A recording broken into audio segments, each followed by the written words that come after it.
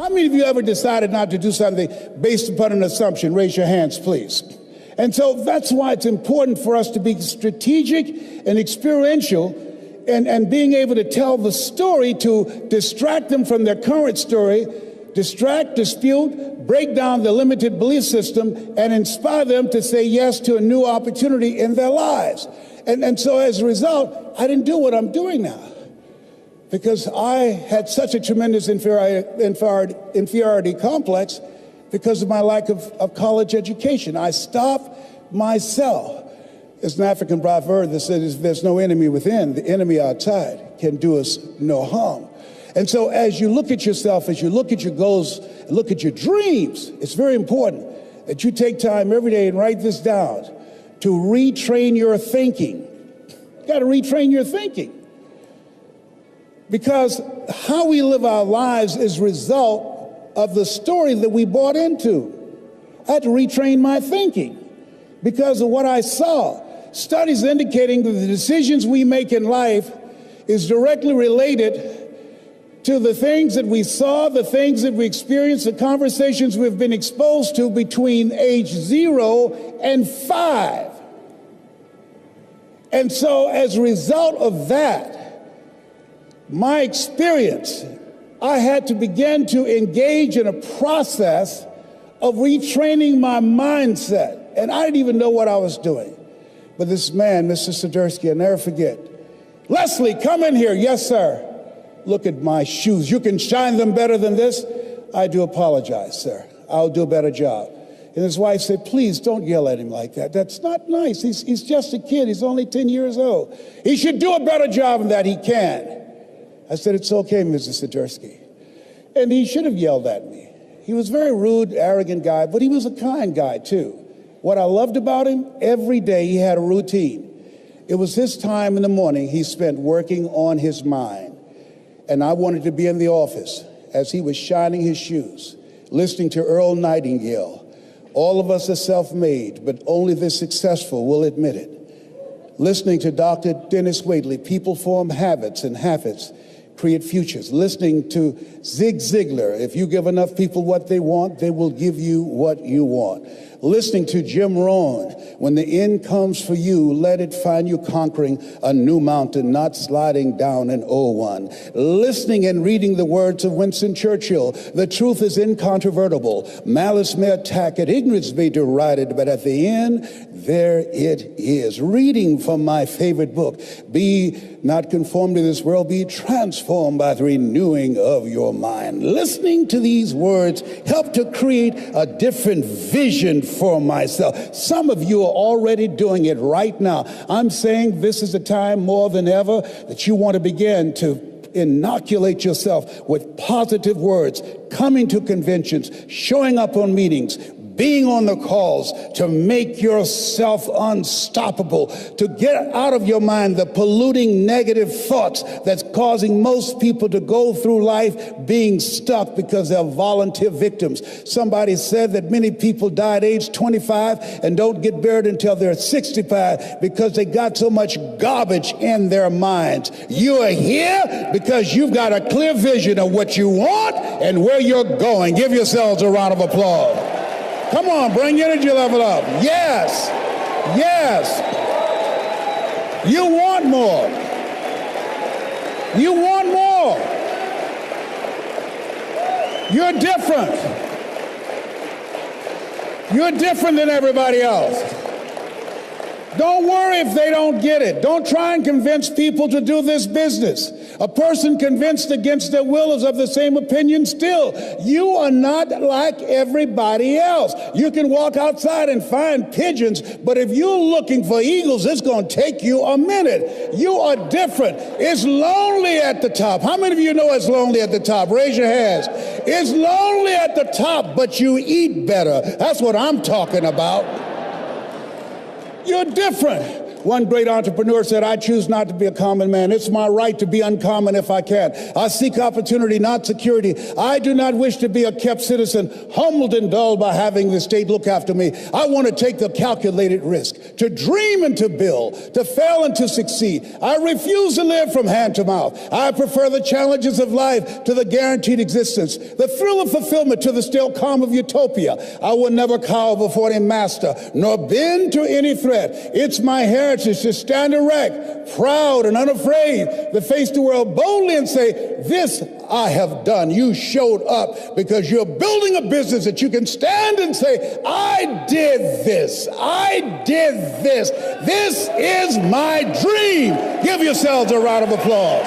Yes, yes, yes, yes.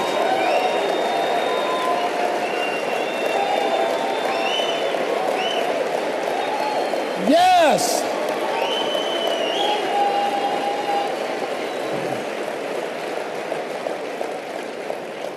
There's something in you that wouldn't allow you to stop. Dr. Howard Thurman, he said there's something in each and every one of you that waits and listens to the voice of the genuine in yourself. It will be perhaps the only guide you will ever have. And if you cannot hear it, all of your life, your days will be spent on the ends of strings that somebody else pulls.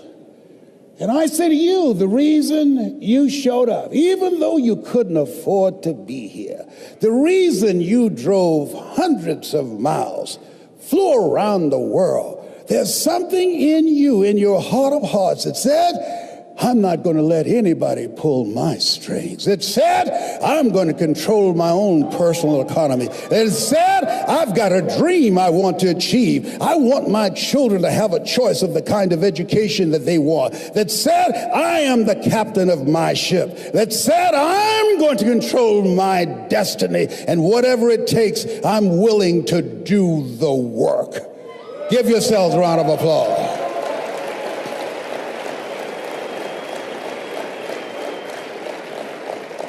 In 1961, President John F. Kennedy had a decision to make. The decision was whether or not to call a news conference and tell the world the United States was going to go to the moon. And I submit to you that the decision to do that was very risky. And what governed his thinking is what governed your thinking when you decided, I'm going to do this. See, the technology did not exist. The answer of what will it take did not exist. No one had ever done it before. But he made a decision. He looked at Wernher von Braun, the most brilliant scientist of that day, and he said, Wernher, what will it take for us to go to the moon?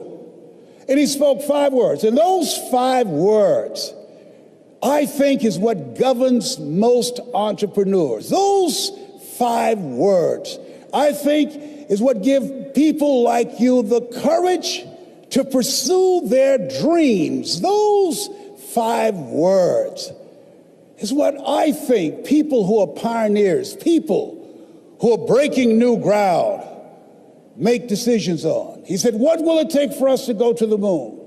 And the response was, the will to do it.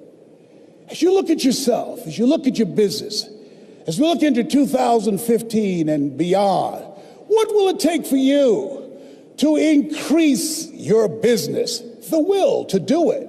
What will it take for you to become more powerful in your presentation skills and be able to increase the number of people, to quadruple your business? The will to do it. What will it take for you when others are quitting because of the rejections, when others are stopping because they just become so discouraged discouraged, and they have creditors breathing down their neck, and they have family members and friends telling them that they're a fool. What is it that will allow you to have the mental resiliency to keep on keeping on, to keep your commitment to your commitment, the will to do it? Every time I say it and ask you a question, I want you to say the will to do it. What will it take for you to build your business? What will it take for you to increase your recruiting?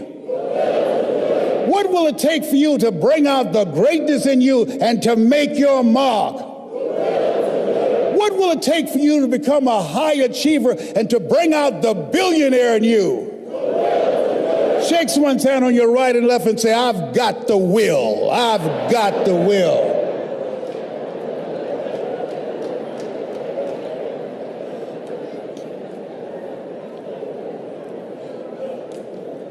Mr. Washington, this man who taught me, he said, Mr. Brown, you want to make it in life? He said, number one, develop your mind.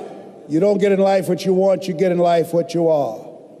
Number two, develop your communication skills. Once you open your mouth, you tell the world who you are. Three, practice the principle of OQP, only quality people. Let us say together, only quality people. As you think about your goals and dreams, this is not for everybody. You want to build an organization with only quality people. Not people who need more, but people who want more. You want to surround yourself with people that are hungry. People that are hungry are willing to do the things today others won't do in order to have the things tomorrow others won't have. People that are hungry do what they know, not what they feel. See, I didn't do this for years because I knew it would be hard. And Mr. Washington said something to me. Mike Williams, my mentor, you want to go online and find his book, The Road to Your Best Stuff. He said something that grabbed me, and I want you to put this someplace where you can see it. See, you build this business through persistence. You got to affirm, I will persist until I succeed. You build it through patience. It takes time to grow orchids. It's faster to grow roses, but orchids, that takes time. You have to have persistence, you have to have patience and perseverance. It takes courage to come back again and again and again. Because in order to build the business, it's hard work. It's H-A-R-D and H-E-A-R-T. Are you with me there? Write this down. If you do what is easy, your life will be hard. But if you do what is hard, your life will be easy. If you do what is easy,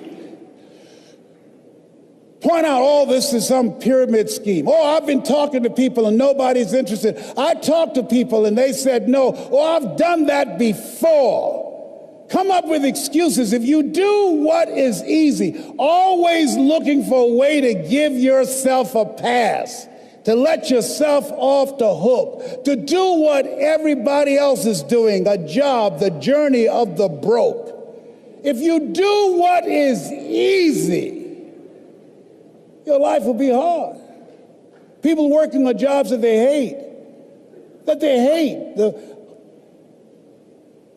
heart attack rate on Monday morning between 6 o'clock and 10 o'clock increases by 35%. People going to jobs that they hate. If you do what is easy, your life will be hard. Working 2 and 3 jobs for one paycheck and no job security.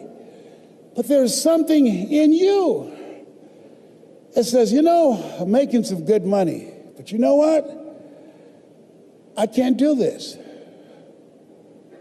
I can't do this anymore. A friend of mine, she's here. I'm so honored to be in her presence, Kim Wee. She went to do a presentation, drove from Los Angeles to San Francisco. and 20 people in the room, and they said, yes, she's an electrifying speaker, great presenter. Yes. And when she left, the Dream Busters took the floor. And when the Dream Busters finished with those people who had goals and dreams of a new life, they sabotaged Kim. And they called her before she can get home and said, no, we're not going to do it. And at that moment, she could have quit. Write this down, your private voice. Every entrepreneur, you have two things going for you. You have an energy signature, and some of you will be working with, and you have a private voice. 8 to 9 decisions out of 10 that you make are governed by that private voice. When they called and said no, her private voice said, you're wasting your time. You don't need to do this. Your husband is a doctor. You don't need to do this. You're a mother. You need to spend more time with your child. Get this crazy idea out of your mind. But rather than do that, she started talking to herself. Rather than do that, she started listening to motivational messages that would build herself up from the inside. And as a result of her saying, yes, I can do this, as a result of ignoring the Dream Busters, now she's one of the top 10 producers in the world in multi-level marketing. Give her a round of applause. Kim Wee, stand up. Give her a round of applause. Yes. Yes.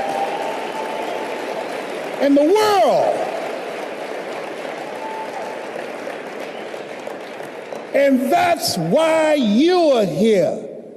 There's a voice in you that has said, I can do this. I know others have failed. I can do this. I know others have said that I can't do it. I've had setbacks in life. How many of you had some failures? Raise your hands, please. How many of you had some no's in your life? Raise your hands, please. Shake someone's hand on your right and left and say, make no your vitamin.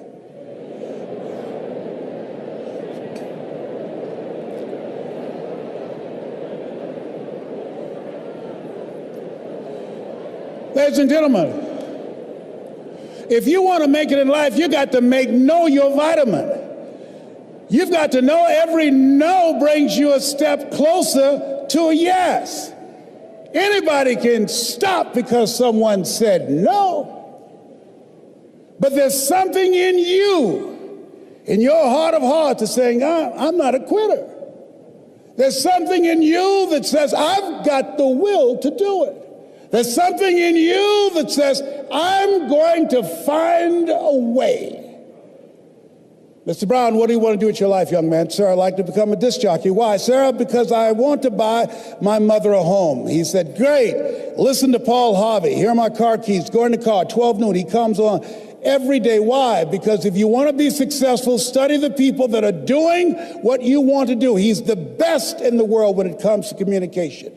I suggest to you, as you look at what you want to achieve, look at the top achievers. Understand and know they are only an example. They are not an exception. They're an example of what you can do, because success leaves clues. Follow the system, watch the leaders, and study them.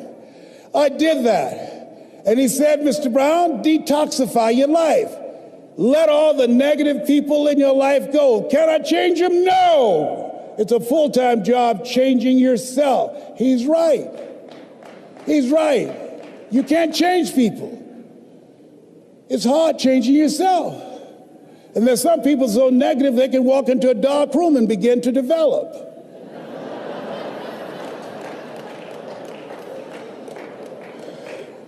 He said, practice OQP, only quality people. He said, I want you to see yourself as a disc jockey. You want to be a disc jockey? Visualize yourself being on radio. You want to be a top performer? Visualize yourself building the business. Visualize yourself coming across the stage, accepting an award for your recognition of your hard work. See it in your mind's eye. He said, I'll give you all your eyes can see. And I had to see myself on stage as I'm presenting right now. I've been here many times before I showed up in my mind. All your goals are achieved twice. First, in the mind, then and without. And then finally, he said, Mr. Brown, I said, yes, sir. You want to be a disc jockey? Yes, sir. He said, you got to be hungry. I said, why you keep saying that? He said, people that are hungry are relentless. People that are hungry, unstoppable. People that are hungry, no excuse is acceptable. I said, sir, I'm hungry to take care of my mother. All my life, people have always compared me to my brother because I'm not smart like him. It takes me longer to get things than most people. I have to hear it again and again. But once I got it, sir. I got it. You're the only person that never called me stupid or dumb. You never called me DT, the dumb twin. You look at me like I'm somebody. I've never had a father, and I watch you, and I want to be able to talk like you. I get choked up sometimes because I can't get my thoughts out, sir. But I want to do what you do, and I want to make my mama proud. He said, you can do it, Mr. Brown. I've given you all you can get from me. Now it's on you. If you want to be a disc jockey, go out into the marketplace. I went to apply for a job on Miami Beach. Milton Butterball Smith was the program director. Hello, Mr. Butterball. How are you, sir? My name is Les Brown, sir. I'd like to be a disc jockey. Young man, you have any journalism in your background? No, sir, I don't. Having experience in broadcasting? No, sir. But let me audition for you, sir. Let me show you how good I am. All I want, sir, is a shot. Just let me audition. He said, no. How many of you have been rejected? Raise your hands, please. I was devastated with rejection. I said, Mr. Washington, they said no. He said, don't take it personally. Most people are so negative, they have to say no 7 times before they say yes. He said, you got to be hungry. Go back again. I went back again. Hello, Mr. Butterball. How are you, sir? Now, my name is Les Brown, sir. I'd like to be a disc jockey. He said, I know what your name is. Weren't you here yesterday? I said, yes, sir, I was. Didn't I tell you no yesterday? I said, yes, sir, you did. He said, then why are you back today? I said, well, sir, I didn't know whether or not somebody was laid off or somebody was fired, sir. He said, no one was laid off or fired. Now get on out of here. I came back the next day. Hello, Mr. Butterball. How are you, sir? My name is Les Brown, sir. I'd like to be a disc jockey. He said, I know what your name is. Weren't you here the last 2 days? I said, yes, sir. Didn't I tell you no the last 2 days? I said, yes, sir. He said, then why are you back today? I said, sir, I didn't know whether that someone got sick or someone died, sir. No one got sick or died. No one was laid off or fired. Now, don't you come back here again. I came back the next day, talking loud, looking happy, like I was singing for the first time. I said, hello, Mr. Butterball, how are you? He looked at me with rage. He says, go get me some coffee. I said, yes, sir.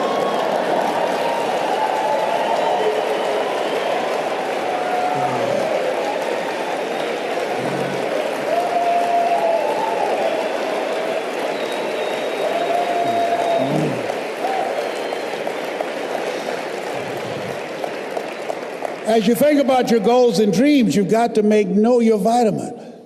I became the errand boy for the disc jockeys. I'd go get their lunch and their dinner, and I'd stand in the control room watching them move their hands, knowing my time will come. Let us say together, I expect to live my dream. I began to serve them. My favorite book says, the greatest among you will be your servant. Learn how to be a good server.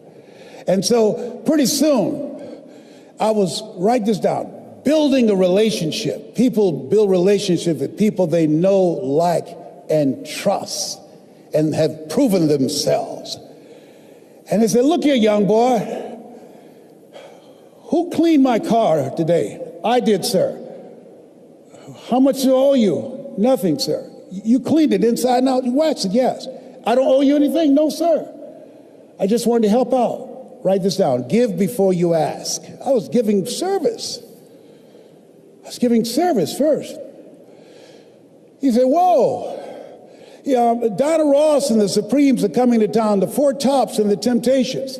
Here are my car keys. Pick them up and take them to the Fontainebleau Hotel on Miami Beach. I said, be my pleasure to serve you, sir. I would drive these entertainers all over Miami Beach in the disc jockeys' big long Cadillacs. I didn't have any driver's license, but I was driving like a handsome. Then one day, it was a Saturday afternoon, a disc jockey by the name of Rockin' Roger was drinking while he was on the air. He began to slur his words. He got so drunk he was about to fall off the chair. It was a Saturday afternoon, and I was the only one there, looking at him through the control room window, walking back and forth, young, ready, and hungry.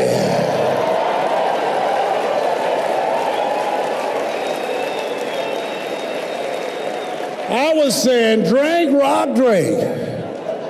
Drink, rock. I'd have gone get him some more if he'd asked me to. Then pretty soon the phone rang. It was the general manager, and I answered the phone. I said, hello? He said, young boy, this is Mr. Klein. I said, I know. He said, Rock can't finish the show. I said, I know. He said, would you call one of the other DJs in? I said, yes, sir. I hung the phone up. I said, now he must think I'm crazy. I called my mom and my girlfriend, Cassandra. I said, y'all come out on the front porch and turn on the radio. I'm about to come on the air.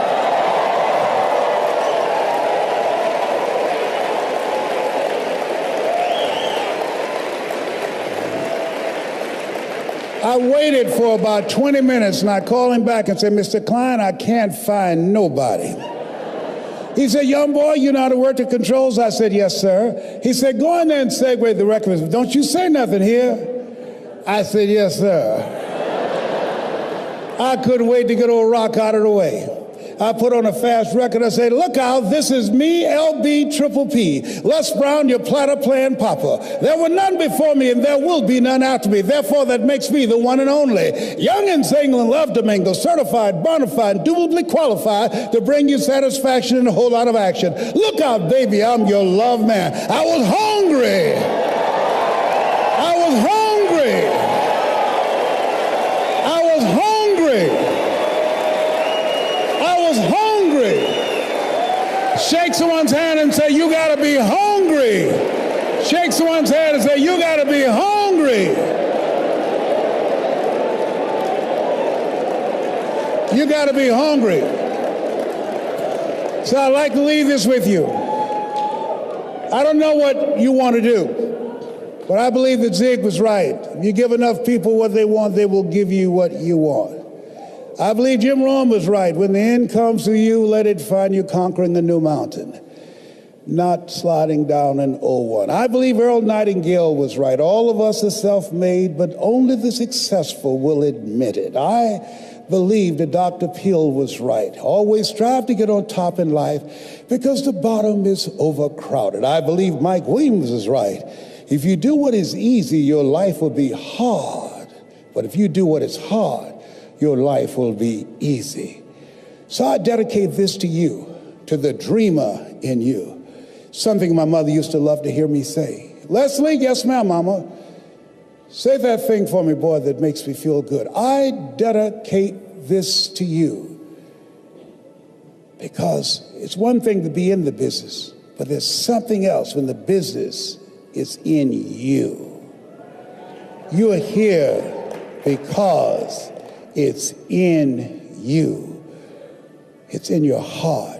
And it says simply this: if you want a thing bad enough to go out and fight for it, to work day and night for it, to give up your time, your peace, and your sleep for it, if all that you dream and scheme is about it, and life seems useless and worthless without it, and if you gladly sweat for it and fret for it and plan for it and lose all your terror of the opposition for it, and if you simply go after that thing that you want with all of your capacity, strength and sagacity, faith, hope, and confidence, and stern pertinacity, if neither cold poverty, famish, or gulf